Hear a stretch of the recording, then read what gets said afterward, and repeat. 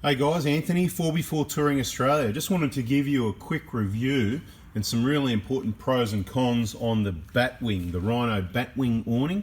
Okay, so if I remember correctly, 2018, probably early-ish, probably March, April, somewhere around there, 2018, we purchased a Rhino Batwing. At the time, the retail price, $887. Also purchased some side walls and stuff like that. At the time, retail price, I think 220 odd bucks, 223 or 227. So total setup, not cheap really. It's a lot of money once you're into the four figures for an awning. When you consider you can get a basic awning that does a reasonably good job for about 100 bucks these days, and a sidewall for it for 20 or 30 bucks, not mentioning any brands or anything. Obviously they're cheaper, where they're made, but look, they're all made in China anyway, aren't they?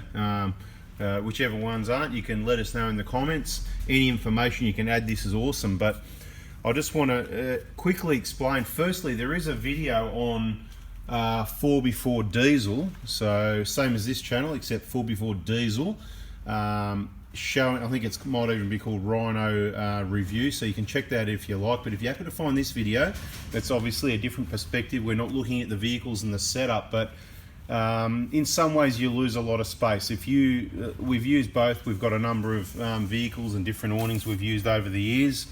The distance out from the car is certainly less. You lose your forward corner, if you got it on the passenger side, because of the angle it comes around on. Kind of needs another piece going forward. There's some other brands that I've certainly seen since owning this and have realised they're definitely better. I've seen like the Daci one on a vehicle. I'm not saying it's the best or whatever, but definitely some advantages of that one. So you really need to be careful. You need to think about how often you're going to use this, right? So the first thing before you purchase an awning or think you're upgrading, have a think about how often you really use it. Now, depending on when you're camping, I always say, bad weather, rain wrecks anything. Doesn't matter if you've got a family party in your backyard or you're going away camping. Bad weather and rain wrecks anything. So look, you don't normally go in that sort of weather, but if you're on a big trip, sometimes it can't be avoided. Depends where you're going on. If you go on a big trip, you just want to go the right time of the year, the right places that you're not going to have to deal with it, hopefully.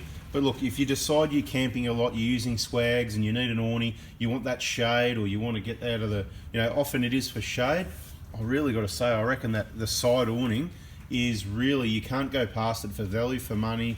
The weight of it, quite light, aerodynamic, just something to think about, guys. Now, with this one, quite expensive, and there's a problem where the hinges break off really easily, and some people might disagree that they break really easily. You get that, not everybody's going to agree, but I've read a number of comments, spoken to a number of people that have had this problem. Now, when I first fitted the awning to the vehicle, on premises with very light winds, I thought, well, I'll do a practice and see if I can actually pull it out myself.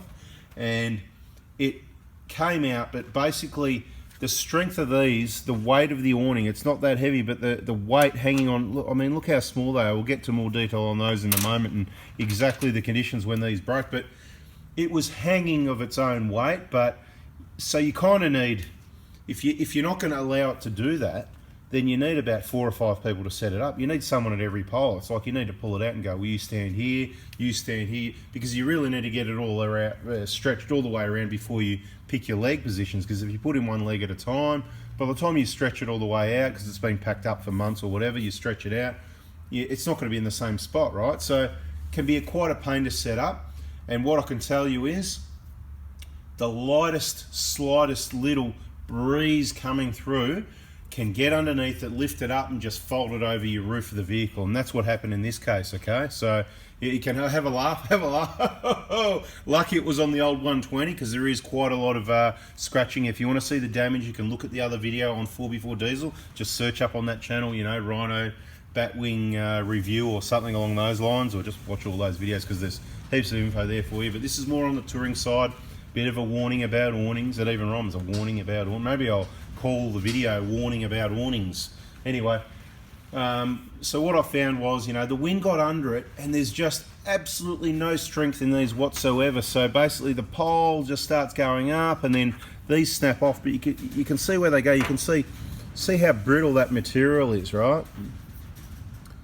I don't know how well you can see in the light there in the camera, but there's just no strength. And with that divider in the middle and how small, so the poles might look big, but the inside size of that, and then the divider, and then you can just see how brittle that material is. And they're both, you know, they're standard sort of stuff. Other people that have seen this have said, yeah, mine did the same. Just thought I'd do a final video on it before I chuck it in the bin. I thought I'd keep it around in case anybody needed to see it. So I'm actually going to talk to kaon.com.au, and see if they want to manufacture some of these. Now, we don't want them super strong, obviously. They are designed to be sacrificial, you can see that. But what I'm saying is, you can see just how, you know, I mean, you know, it's smaller than my little finger, you know, like there's no strength to hold the weight, and the slightest breeze and just snap over, right? Funnily enough, when you buy the awning, it comes with 2 spare ones like that. So that was the good news. Obviously, it's going to cost you 20 or 30 bucks to replace them, so you've got spares again for next time. So your warning is, either don't buy one, because it's not the best coverage area, especially for the money. There's no strength in it. The quality's okay, but as I understand it, they're not made locally. They're made in China, so it doesn't matter. Even if it was an Australian company and Australian owned, you just got to watch where the products are made. So I'm not impressed that this has happened, and I think that, you know, Rhino or someone else aftermarket, like I said, I'm going to speak to Kaon, probably might put this stuff in the bag and send it to them. What you want is, you want something that's stronger than that, but not too strong. So if it's going to be, look, my point is, with a lot of the awnings, they've actually got a cast aluminum, whichever way you want to say it, that goes into the end of the pole. Now, I've seen a lot of those set up over the years. They've been around for decades, those sorts of awnings, and over the last 10 years, you know, every man and his dog's got one. We've seen them on a lot of trips, you know, whether it's set up at Eli Creek and people don't peg them down and the wind gets under them. And the thing is, the extrude aluminium is bolted to the car strongly, so it can only flex. You've got strong bolts, they don't flex. If the hinges are strong, they don't flex. The poles can flex a little bit. I've never seen the pole bend, or, you know, I haven't seen damage. I haven't seen one of those. Now, if you've got these plastics, yeah, that's where they're going to snap off, and your awning's going to end up on your roof, and then the legs fling over and hit the next car. So not only have you damaged your own vehicle, the next one, you know, it can all be avoided by having strong hinges. I just don't think they should be sacrificial. I think you'd be better off if the poles, you know, were flexing. I can't see the poles folding in half. If they do, you're an idiot. You should have pegged it down. But you should have enough time to set the damn thing up before the lightest gust of wind comes around and whips that, someone's holding it, but it whips it out of their hand, right? Because there's just no strength at all whatsoever, you know what I mean? Just kind of like, it's gone. It just lifts so easy. It's like a kite. It's like flying a kite. You know how easy a kite goes? Well, the Batwing's a massive kite. Okay, so you really need to have someone hold onto that pole really tight. Don't trust one of your kids, you know, until they're experienced with it, because it could easily slip out of their hands. Even adults are not necessarily going to be ready with it. As you can see, that's what happened here, right?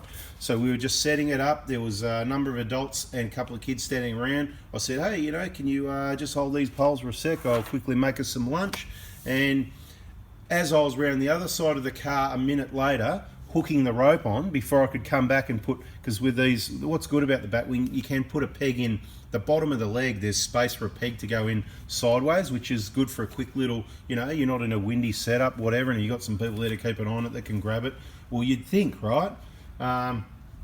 Didn't even get to hook the, you know, the strap on around the other side of that Batwing. Excuse me, hay fever city. Didn't even get around to it. And I'll tell you what, it was, the rest of it came over to me, right? So that's the bad news. And obviously trying to get it back down and all that, not knowing that the end of the pole here where these parts were left is exposed and against the paintwork. So if it does happen to you, if you watch to the end, you've done well, because the key is, if it does happen to you and it blows over the car, once it's there, it's there. The key thing is you need to get a couple of helpers and make sure they hold those poles away from the paintwork of the vehicle, as a number of people, you know, 3 or 4 people probably all together, a couple protecting the paintwork, a couple folding it over, get it back over without damaging the vehicle's paintwork. So if anyone from Rhino watches this, I really think that needs to be improved. I'm sure you got your reasons for it, but whatever they are, I believe they're wrong. They look sacrificial. Having that sacrificial has caused damage to vehicles. And I know you don't set up in wind. It wasn't windy, it was a breeze that came through. It was virtually still and a light breeze came through. It came through on the side the awning was, and it was like a kite. It just took off, like, you know what I mean? It doesn't take much to lift it. Anyway guys, I hope that's been helpful. That's our review of the Rhino Batwing. Not good value for money, not good coverage, decent quality product, looks good on the car, costs you a bit in fuel economy, 27 kilos or something from memory, so quite heavy to hang around on that left side of the vehicle. We wouldn't do it again. Thanks for watching guys. If you haven't already, please subscribe, turn that bell on, and if you haven't already, yeah, put some information in the comments, whatever your experiences is with these Batwings or similar products, or what you think the best awning is. Everybody would love to hear your comments. Thanks guys, see ya.